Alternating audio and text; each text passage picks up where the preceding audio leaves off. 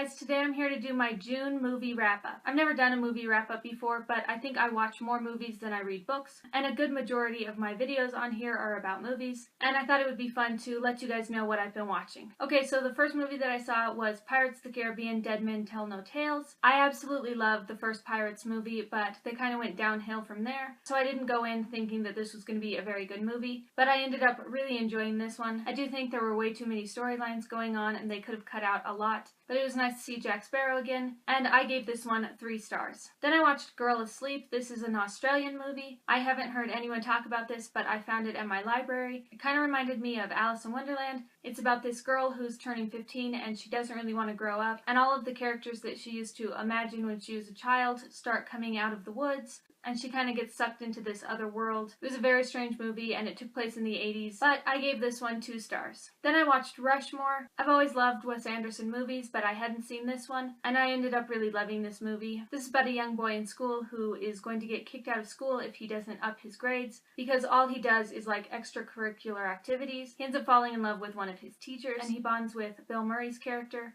Again, I really liked this movie, and I gave it 4 stars. Then I watched a movie called Micmacs. This was a French film that I had never heard anyone talk about, but I found it at my library. This is about a man and his friends who decide to destroy 2 big weapons manufacturers. It was a very quirky film, and it's your typical French film. It really wasn't that great, but I'm glad that I watched it. There were a few funny parts in it, but I gave this one 2 stars. Then I watched Roxanne. This is a Steve Martin movie, and you know that I just did my favorite Steve Martin movies, so I had to watch this one to see if it was going to be added to my list. This one really wasn't great. I really liked the storyline, but I thought there were a few parts that just got ridiculous, and that's not including his large nose. But I'm glad that I tried another Steve Martin movie, and I gave this one 2.5 stars. Then I watched a movie called What We Did on Our Holiday. I found this merely because David Tennant is in it, and I love David Tennant. This is a family who goes to visit their grandfather for his birthday, and he has cancer, so they know that he won't live much longer. The kids in this were absolutely hysterical. I loved all 3 of them. I could have watched an entire movie of just the 2 youngest kids. There are quite a lot of celebrities in this movie, so I don't really know why I haven't heard of this. It did get kind of cheesy. It is a family movie. But other than that, I thought this was a really great movie, and I gave it 3.5 stars. Then I watched another Steve Martin movie, and it was All of Me. And if you watch my Steve Martin movie video, you'll know that this made my top 5 favorite. This is Lily Tomlin's character who is dying, and she thinks that she can put her spirit in another body, and it accidentally goes into Steve Martin's body. So through the whole movie, Steve Martin's trying to figure out how to get her out of his body. But in the meanwhile, they're both using the body at the same time.